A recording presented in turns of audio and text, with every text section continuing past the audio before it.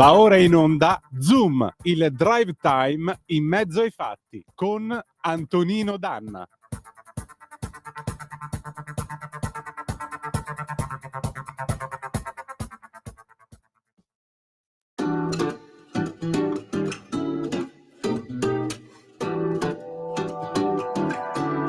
Ma che storia triste, avevo aspettative basse, e se già come finisce, visto da dove si parte.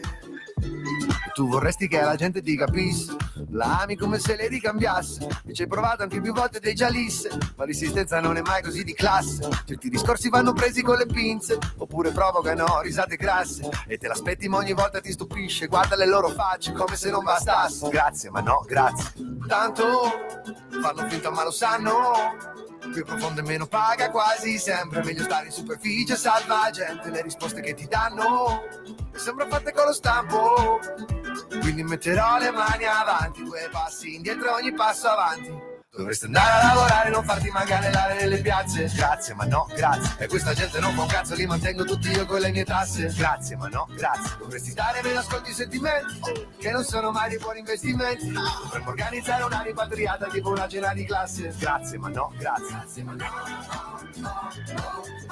grazie ma no grazie, grazie ma no grazie, grazie ma no grazie.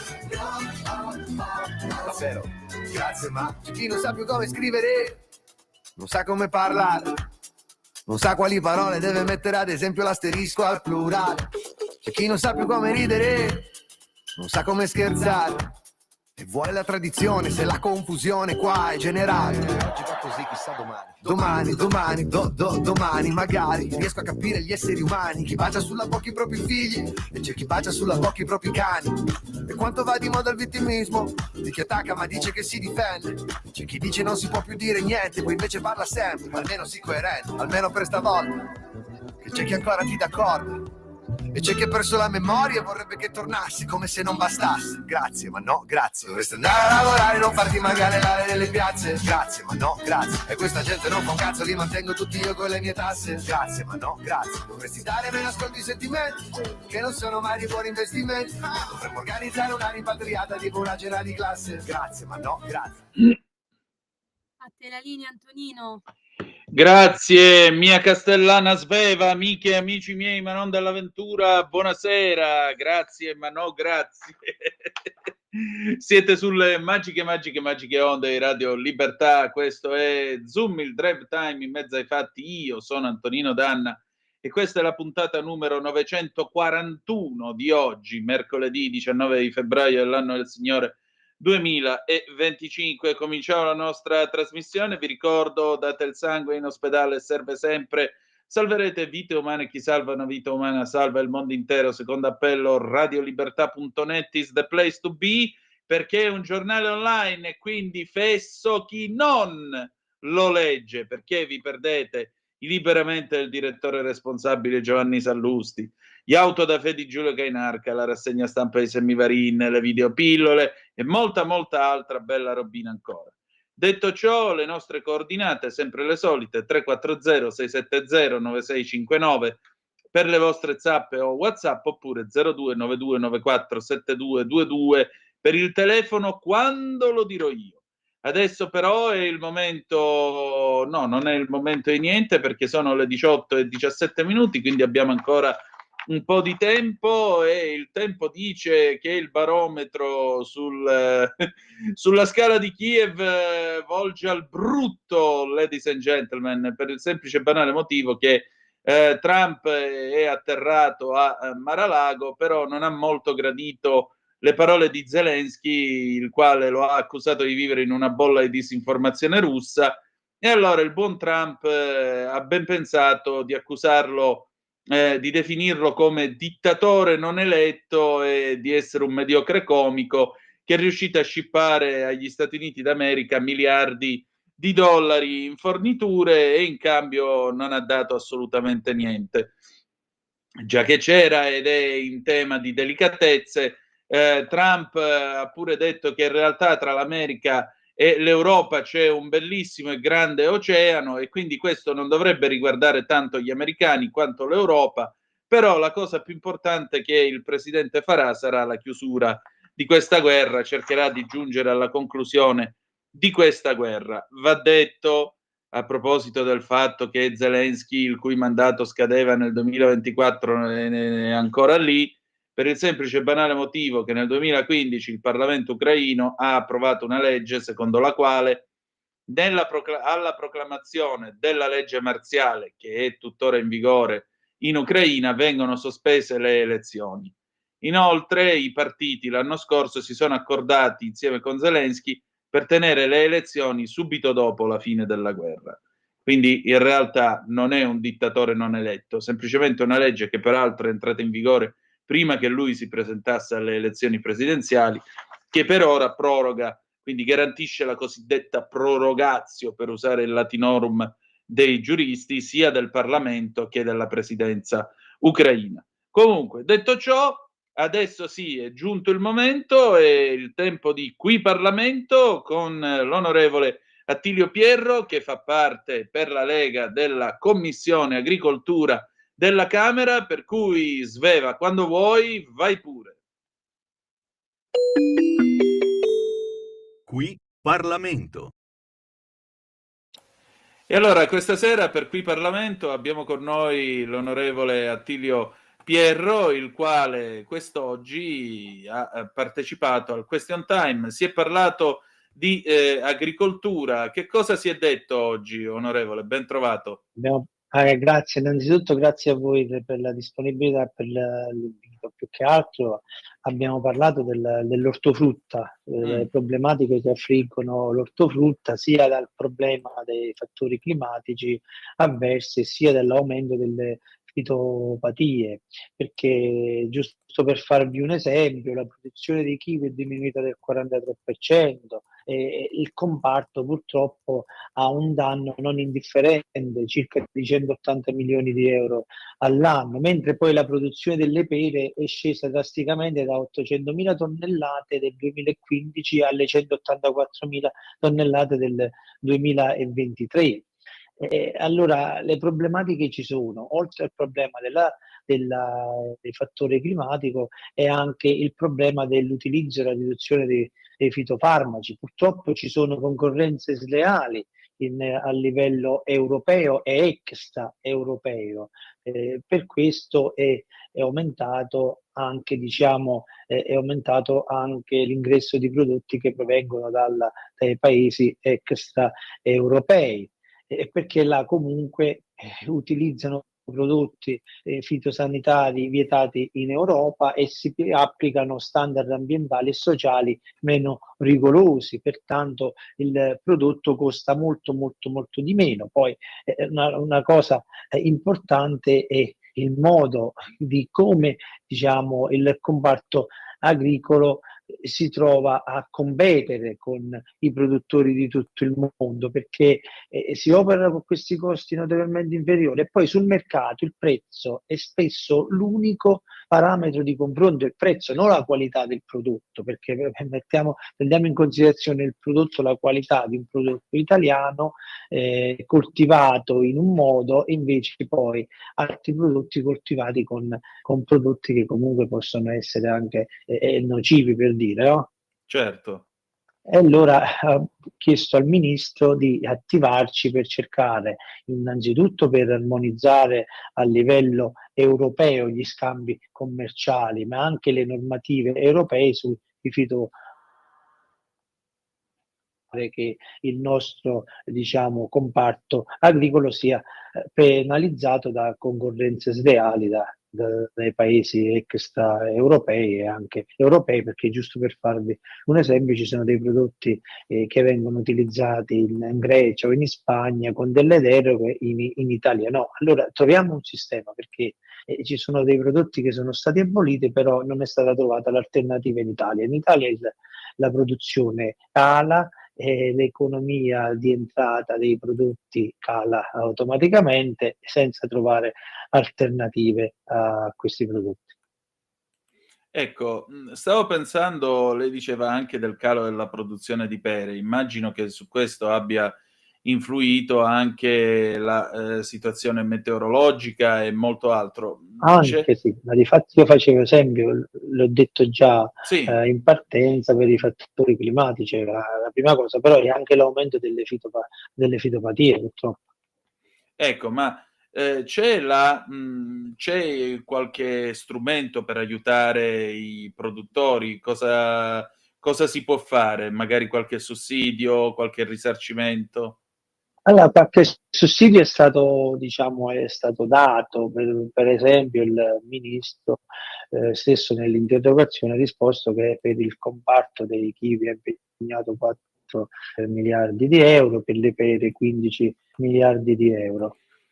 Però il problema è diverso, il problema è capire come sostituire quei prodotti fitosanitari che, diciamo, aiutavano la pianta a produrre, che oggi in Italia noi non la utilizziamo. Non è che diciamo di rimettere di nuovo, diciamo, in moto, in funzione questo prodotto, perché in Grecia lo utilizzano in deroga. Perché le aziende italiane saranno costrette poi a spostarsi in Grecia? Almeno troviamo un prodotto alternativo che aiuta le nostre aziende agricole, no? Per non farle andare in difficoltà. Certo, questo è poco ma sicuro. Tra l'altro, diciamo così, questo tema dei fitofarmaci e delle sostanze, dei principi, permessi è stata al centro di un grido di dolore, chiamiamolo così, che è stato lanciato dal presidente di Fedagri Cooperative Agripesca, il presidente Drei, che qualche settimana fa, tra l'altro, è stato ospite in trasmissione qui a Zoom insieme con l'amico Lorenzo Viviani. Noi al venerdì ci occupiamo appunto di agricoltura, e lui stesso sottolineava questa miopia in fondo europea, cioè ridurre ulteriormente i principi utilizzabili dagli agricoltori, però al tempo stesso aprire le frontiere a prodotti che vengono da fuori. Ma perché Bravo. siamo così bravi ad autodistruggerci? Me lo spiega? Perché c'è da dire una cosa, che la riduzione dell'uso di fitofarmaci in Italia è diminuita del 50% negli ultimi 30 anni, ma va bene, io quello che dico, non dico che andiamo male, andiamo bene che l'abbiamo ridotta, però troviamo delle soluzioni alternative per far sì che non abbiamo, diciamo, le aziende non abbiano, diciamo, mancanza di produzione. Perché questo è il problema, perché poi nelle altre nazioni lo devono utilizzare, alla fine noi mangiamo quei prodotti con quei fitofarmaci. Allora, o a livello europeo si fa una politica dove si uniforma l'uso dei fitofarmaci, oppure non possiamo avere questo comportamento sleale sul nostro territorio, ma a livello europeo. Cerchiamo di dare una linea unica a livello europeo, e alla pari poi ci giochiamo il prodotto, qual è il prodotto migliore, perché io sono convinto che le aziende italiane il prodotto sicuramente sarà di qualità migliore rispetto a quelli che vengono dagli altri paesi.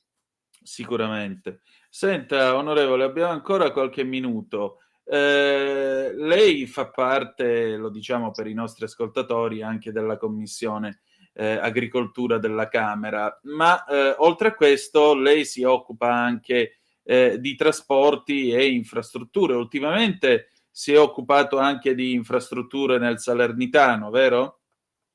Sì, nel Salernitano eravamo stati proprio abbandonati da un governo PT e 5 Stelle per far riferimento alla linea tirrenica ferroviaria, da un piano portato avanti dall'amministrazione PD 5 Stelle, portava alla regionalizzazione della linea tirrenica. Grazie all'intervento del ministro Salvini, che lavora quotidianamente su tutta la problematica a livello nazionale, siamo stati, diciamo, capaci di modificare quel piano e rendere la linea tirrenica non più regionalizzata, ma restandola, diciamo, di proprietà Ferrovie e RFI, e mantenendo la continuazione del servizio dell'alta velocità. Non solo, si sta lavorando sulla costruzione della nuova linea ad alta velocità nell'area interna, che sarebbe il tratto romagnano, Battipaglia Romagnano, Sì. Romagnano Bonabitacolo Padula, Bonabitacolo Padula Praia Mare.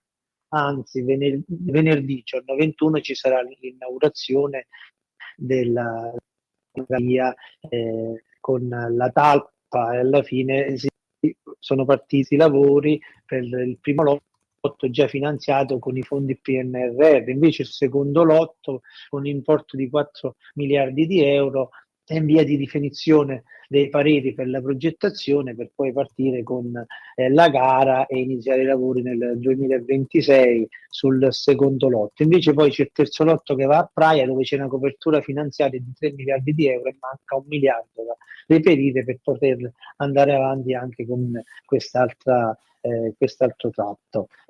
Sono dei tratti importanti, perché comunque sono delle zone che sono state, diciamo, abbandonate negli anni, infrastrutture non ce ne sono, si dà quel servizio anche in quell'area, ma ci sono anche altri interventi che si stanno realizzando con ANAS, sempre sotto la guida del ministro Salvini, sulla strada della Bussentina, la Cilentana. Sono strade che comunque negli anni non hanno avuto miglioramenti. Invece, grazie all'operato del nostro ministro, anche nel nostro territorio, della provincia di Salerno, in particolare nella provincia sud di Salerno, avremo delle arterie sicure a servizio dei territori, perché poi il nostro territorio è a vocazione turistica, in particolare nel periodo estivo si lavora sul turismo e la maggior parte dell'economia che arriva in quel territorio è a livello turistico.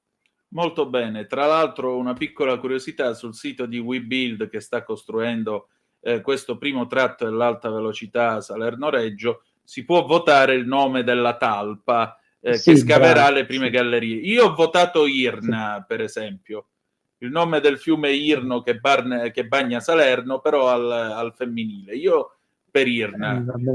Vedremo il territorio che cosa indicherà. Il giorno Vedremo. 21 sicuramente potremo dare, diciamo, fare questo annuncio del nome della prima tappa di questa tratta che va da Battipaglia a Praia Mare.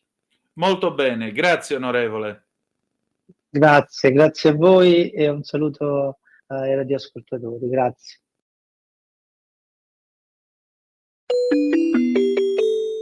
Qui Parlamento.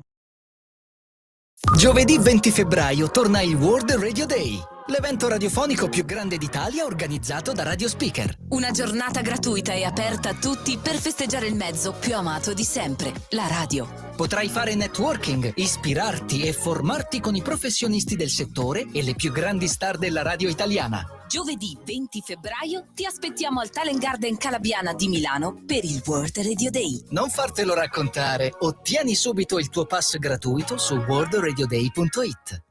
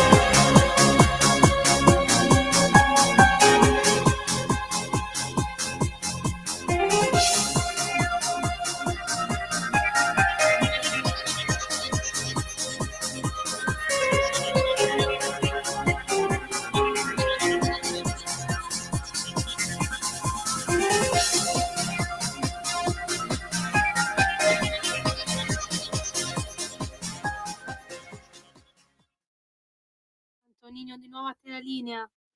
Grazie Sveva, era Robert Miles con Children, a noi grazie a 1995, i miei 15 anni. Probabilmente questo è il pezzo che più rappresenta gli anni 90 e probabilmente è proprio un affresco del mood di quel decennio, devo dire la verità. Se mi chiedessero di raccontare gli anni 80 gli anni 90 nella musica, certamente Children sarebbe il pezzo portabandiera. Siete sempre sulle magiche onde di Radio Libertà. Antonino Danna al microfono con voi alle 18:34 minuti e 25 secondi.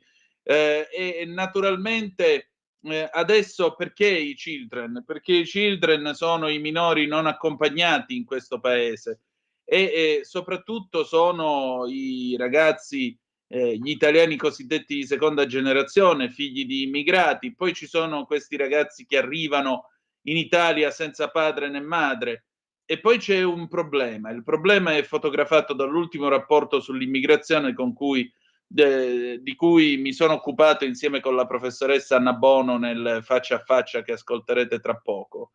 In Italia ci sono 5 milioni di stranieri, il 54% di essi è di religione cristiana, il 36-37% è invece musulmano e il resto sono di varie religioni come ad esempio buddisti, induisti e così via. Ora, in questa realtà però molti ragazzi abbandonano la scuola. Questo porta all'autoesclusione, porta a creare i ghetti. Insomma, ci stiamo costruendo le ballie nel nostro paese. Fino a che punto è sostenibile una cosa del genere? Cosa si può fare? Beh, state a sentire che cosa ci siamo detti io e la professoressa Anna Bono. Sveva, vai pure.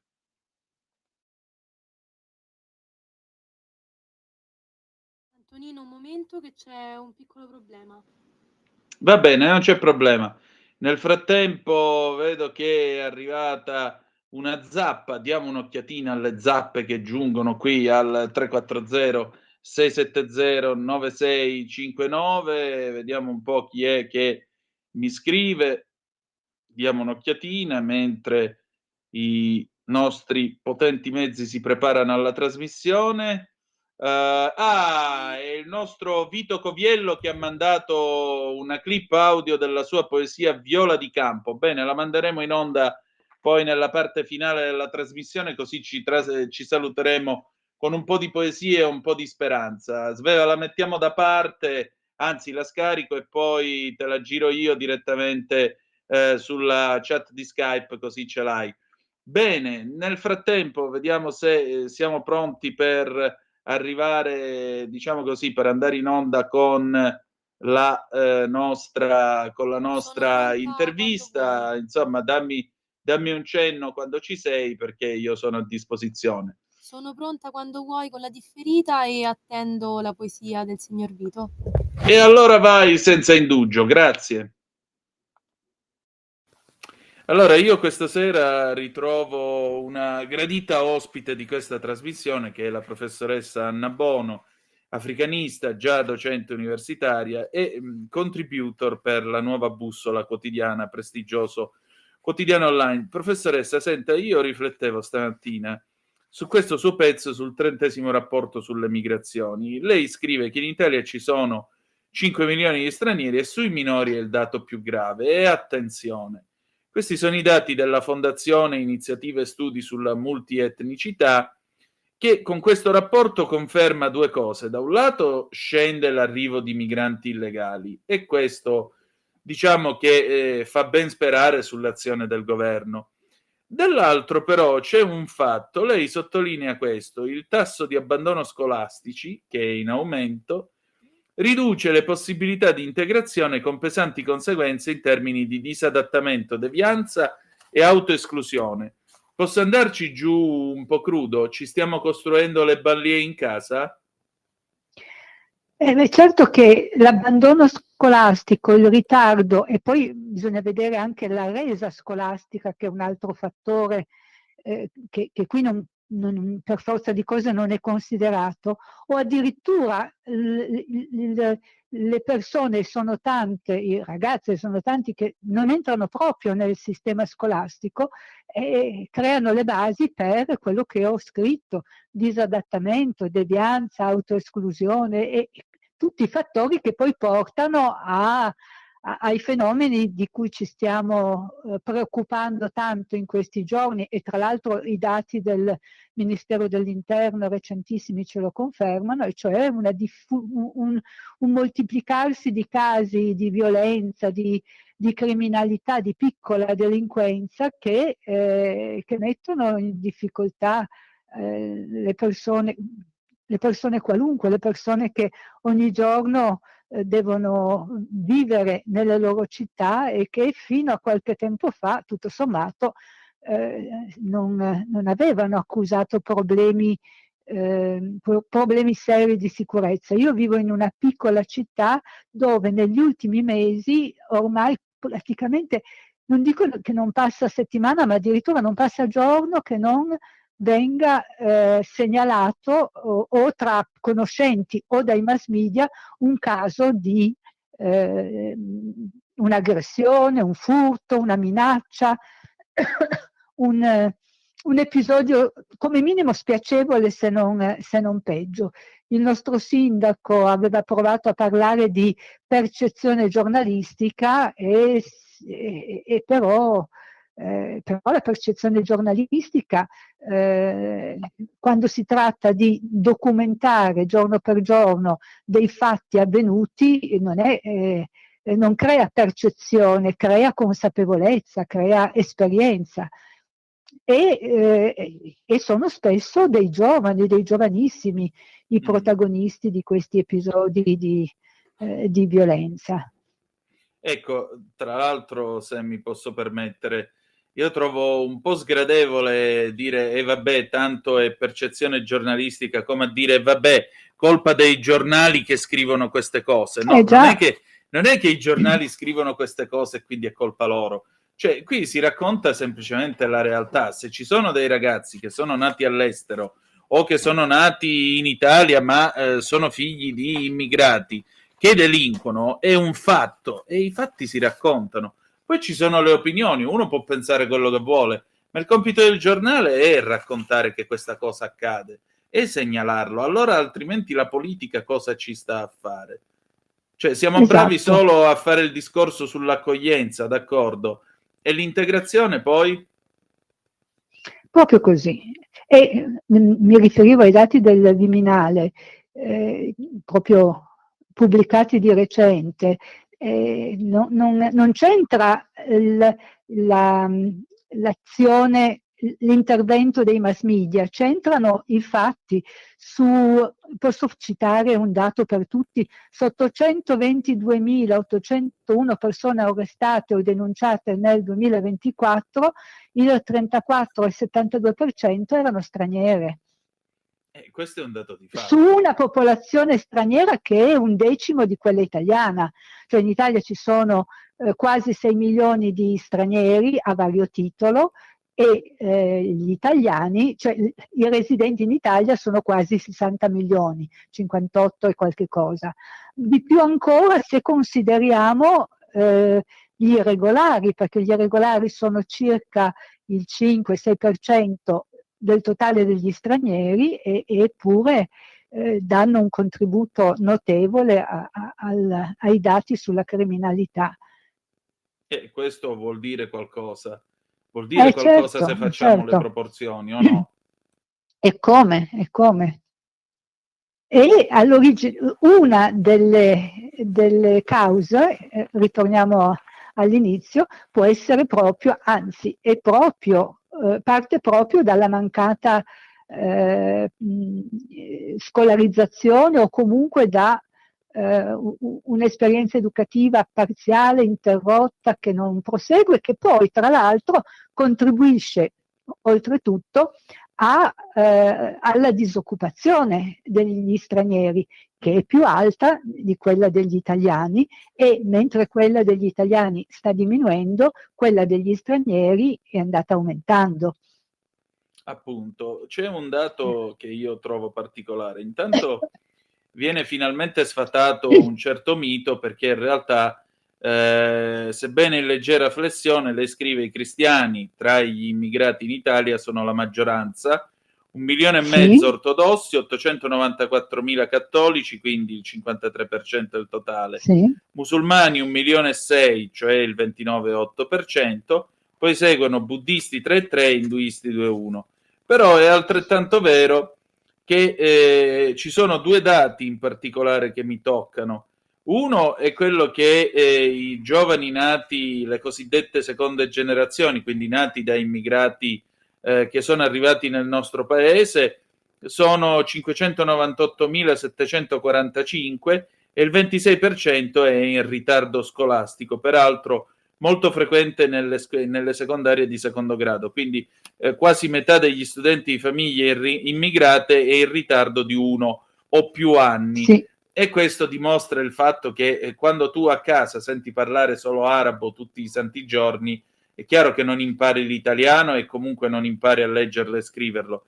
E mi pare anche abbastanza evidente che forse sarebbe il caso di introdurre delle scuole in questi casi aggiuntive, dove imparare l'italiano. Lo diciamo non per razzismo, non per cattiveria, ma se vuoi integrarti, per prima cosa impara la lingua, usi e costumi. Certo. La seconda cosa che mi colpisce è questa. La situazione scolastica dei minori stranieri non accompagnati, quindi quelli che arrivano col barcone e dicono di essere minori ma non hanno papà e mamma. In Italia solo 1 su 5 va a scuola. Oh già. E gli altri 4 allora che fanno? Dove si perdono? Cosa combinano? Cioè, è possibile che l'Italia non lo sappia? Si sa e come, tra l'altro ultimamente mi è capitato di vedere dei filmati realizzati da alcune emittenti televisive nazionali, e c'è una moltitudine di giovani o di meno giovani, poi ormai i giovani si fanno arrivare fino a 28-29 anni, che vivono di espedienti, vivono nell'illegalità, vivono senza un lavoro, senza studiare, senza pensare al futuro, e che per forza di cose prima o poi, se già non lo sono, finiranno dal vivere di espedienti vari a concentrarsi in attività illegali, perché in un modo o nell'altro bisogna pur vivere. Bisogna aggiungere, è una cosa non considerata nell'articolo che ho scritto e a cui lei fa riferimento, bisogna aggiungere che in Italia, si sa, ma non è facile intervenire, ci sono organizzazioni di criminalità organizzata importate, oltre a quelle già esistenti nel nostro paese, che reclutano molto volentieri soprattutto i giovani che man mano arrivano e che non entrano in un circuito virtuoso di integrazione partendo dalla scuola. Parlo per esempio delle mafie nigeriane, ecco, che sono una realtà terribile, sono una realtà molto, molto dura, feroce addirittura per i riti stessi di iniziazione che impongono, e che in alcune regioni hanno creato una rete consistente, estesa di criminalità organizzata, che va dalla prostituzione al modo più semplice e non perseguibile di fare soldi, che è l'accattonaggio non molesto. Già anni fa era stata realizzata un'indagine, purtroppo i dati precisi non li ricordo e quindi non mi azzardo a citarli, ma un modo in cui le mafie nigeriane hanno imparato a procurarsi denaro è questo, l'accattonaggio.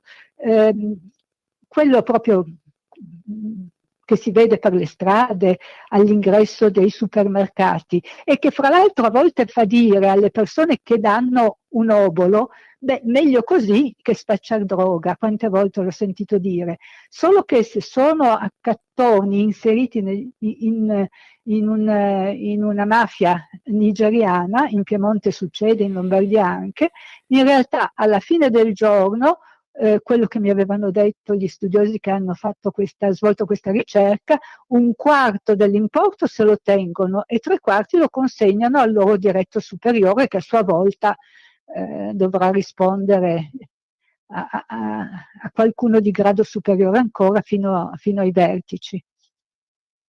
Insomma, rende bene anche chiedere l'elemosina, che è una cosa che io trovo veramente aberrante. Senta, ma a questo punto però credo che i segni si comincino a vedere tutti. Ieri è stata nostra ospite l'onorevole Silvia Sardone, minacciata dai Maranza. Già? Ecco, Sì. insomma, abbiamo parlato di questo problema, del problema dell'immigrazione. Ieri poi in Regione Lombardia non è passata, per esempio, la mozione che imponeva il divieto di velo integrale per le strade della regione e così via. Però al tempo stesso è stata nostra ospite anche l'onorevole Anna Cisint, europarlamentare, che sta combattendo questa battaglia anche perché a Monfalcone, la città di cui lei è stata sindachessa, c'è questa polemica dell'Istituto Pertini, nel quale le ragazze si presentano con il cencio, come lo chiamava la Fallaci, e alcune di queste intervistate dicono vabbè, è la religione. L'anno scorso si è parlato più del Ramadan che della Pasqua cristiana. Quest'anno non oso immaginarlo e siamo già al 19 febbraio. Professoressa, scusi, ma qui che cosa cacchio sta succedendo, scusi l'espressione? Lei dovrebbe intervistare una bravissima esperta su Azbai, su questo aspetto in particolare, perché ne abbiamo parlato spesso in questi 20 anni con lei. Ecco. Che è molto brava ed è molto affidabile e coraggiosa, perché è vero che l'Islam prescrive dei comportamenti molto precisi, loro dicono a protezione dell'onore delle donne, ma che in sostanza mirano a tenere il più possibile le donne separate e lontane dagli occhi di uomini estranei. Ma quindi il velo è un modo, ma nell'Islam il velo, in che cosa consiste il velo, è declinato in modi molto diversi. Dalla donna di origine indiana che giusto si mette un velo in testa e neanche tutti i giorni e non per questo ritiene di non essere una buona musulmana e nessuno la rimprovera di non essere una buona musulmana, fino al burqa afghano. Quindi chiedere alle donne in Italia, alle donne islamiche, di non indossare il niqab, cioè quel tipo di velo che lascia soltanto liberi gli occhi, non è chiedere di trasgredire la loro fede, che sarebbe un argomento dedicato, ma di adottare un'altra forma di rispetto della tradizione musulmana, che, ripeto, va dal niente al tutto. Non so se è chiaro questo, cioè se l'Islam dicesse questo e nient'altro, ci sarebbe da discutere, perché comunque si tratta di una prescrizione religiosa. Chi è profondamente devoto ci tiene a rispettarla, vuole andare in paradiso, vuole accontentare che sia Dio o che sia Allah.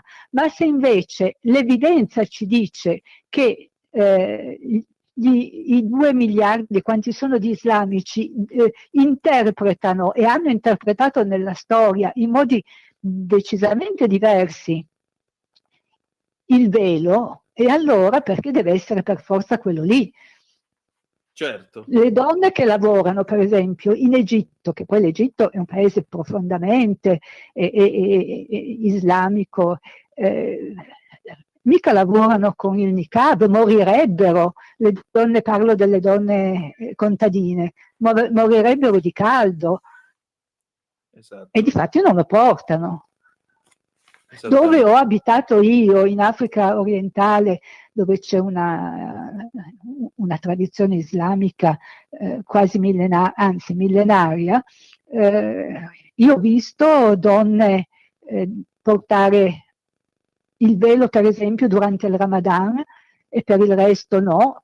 Ci sono addirittura donne, parlavo delle donne indiane, ci sono donne indiane che indossano il sari e non per questo pensano e sono musulmane, e non per questo pensano di essere blasfeme, di violare. E quindi è veramente forse è frutto di ignoranza assumere da parte degli italiani, intendo dire, delle autorità italiane, Sì. un atteggiamento così rispettoso. Non sanno ma dovrebbero saperlo, perché in Egitto, torniamo all'Egitto, addirittura, questa è una cosa che avevo scoperto qualche anno fa, addirittura nei locali frequentati dall'alta società egiziana, ristoranti, alti ritrovi, non è visto di buon occhio l'arrivo di una donna col niqab. Si cerca garbatamente di far capire che non si considera un abbigliamento consono a persone di ceto alto che insomma vivono nel grande mondo e quindi viaggiano e che diventa un po' non fuori moda, ma indice di ceto basso, pensi un po', e siamo in Egitto dove la maggioranza della popolazione è musulmana, poi insomma è uno dei primi paesi conquistati dalla colonizzazione arabo-islamica. Certamente. E noi invece facciamo anche con un malinteso senso con un malinteso senso di rispetto nei confronti del nostro prossimo, che poi magari invece non mi permetta, ma a volte invece poi non manifestiamo quando davvero si dovrebbe. Certamente. Professoressa, senta, davanti a questo quadro tracciato dal rapporto, quali correttivi possiamo adottare in questo Paese? Per quel che riguarda che cosa? L'integrazione degli stranieri? E soprattutto, sì, appunto, cosa può fare la scuola, oltre che lo Stato più in generale come istituzioni? Beh, la scuola riceve degli studenti, forse intanto dovrebbe essere più rigorosa nel valutare gli studenti, perché un altro problema, di nuovo sottaciuto, non si può dire tutto, è che c'è una certa, per forza di cose, ma anche per scelta, c'è una certa tolleranza nei confronti degli studenti stranieri in termini di risultati, di risultati scolastici, che poi io sono stata docente universitaria, ho verificato poi addirittura a livello degli studi universitari, quando sono arrivati degli studenti che sostenevano gli esami e dovevano scrivere una tesi di laurea e l'italiano non lo parlavano, addirittura non lo parlavano correttamente. Che cosa possa fare la scuola poi è un po' un punto interrogativo, perché ci vogliono delle linee guida ministeriali molto responsabili e precise, che suggeriscano e anzi impongano ai vari istituti scolastici dei comportamenti non soltanto per quel che riguarda l'abbigliamento altro, ma proprio per quel che riguarda la valutazione della resa scolastica degli studenti, di tutti tra l'altro, ma anche di quelli stranieri, dove poi ci sono delle difficoltà che a volte sconcertano gli insegnanti, per esempio il rapporto con i genitori. Lei credo che lo sappia, ci sono dei problemi e non da poco e non di rado con i genitori di bambini musulmani, perché l'autorevolezza di un insegnante donna è messa in discussione. Infatti. E c'è il bambino, il ragazzino, che rifiuta di obbedire e di comportarsi bene, con profitto, che poi è difeso dalla famiglia. Ecco perché dico che ci vogliono dei protocolli precisi tali per cui gli insegnanti e i responsabili degli istituti sappiano come si devono comportare senza incorrere, per esempio, in sanzioni o comunque in dispiaceri e in discussioni. Non è per niente semplice. Infatti. Professoressa, noi avremo modo di risentirci e di monitorare tutto questo e la voglio ringraziare Volentieri. per il suo tempo e per la sua disponibilità. Io ringrazio voi e come sempre vi auguro buon lavoro e so che fate un buon lavoro. Grazie, grazie ancora. Stai ascoltando Radio Libertà, la tua voce libera, senza filtri né censure, la tua radio.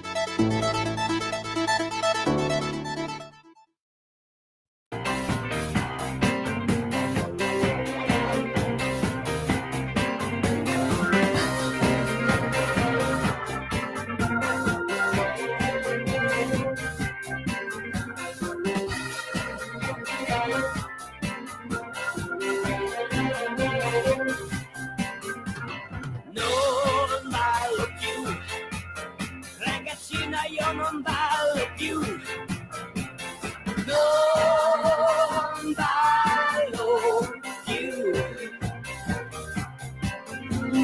Non ballo più. Cosa credi che ci sei solo tu? Sei un po' delusa, ti sei offesa. Ma che cosa fai? Ora piangerai. Non ti credo più, tu lo sai, lo sai, lo sai.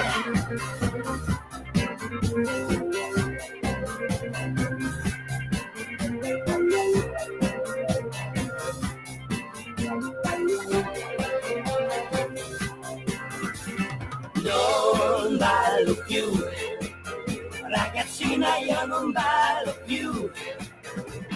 Non ballo più. Non ballo più. Prendi me o lui, uno di noi, questa sera deve restare solo. Ma che bella sei, ma dove vai? Qui adesso ti amerei, lo sai, lo sai.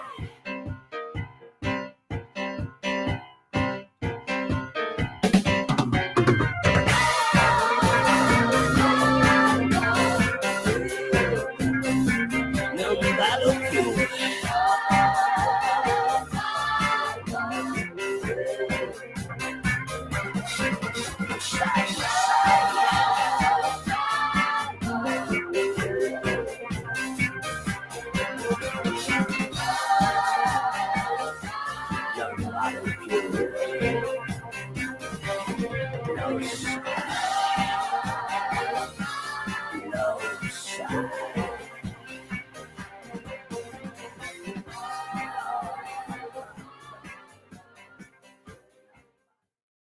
A te la linea, Antonino.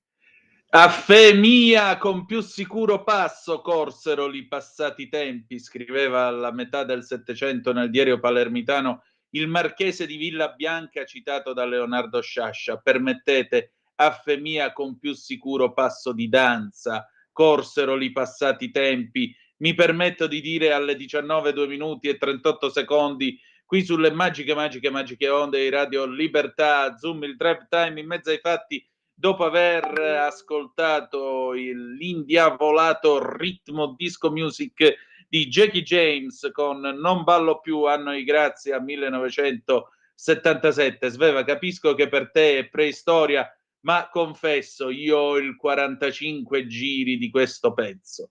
E sull'altro lato, siccome è un 45 giri che era nel jukebox nel ristorante di mia zia Santina, bene, c'è Bubblegum Baby, perché alla fine degli anni 70, per un po' si diffuse questa bubble disco che diciamo cantava di questi amori giovanili, è vero, vabbè, cose che naturalmente... Tu conosci il 45 giri, Sveva? Meno male, non mi fai sentire così, diciamo così, antidiluviano, meno male.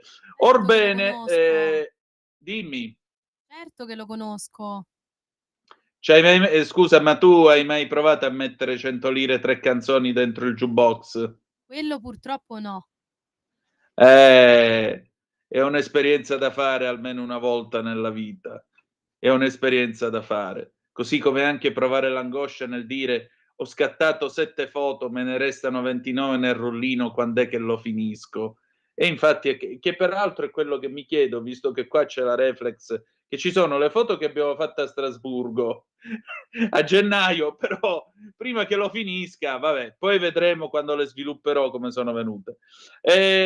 Allora, Sveva, io direi che possiamo aprire il telefono allo 0292947222, 340 670 9659 se avete voglia di intervenire attraverso la Zappa o WhatsApp.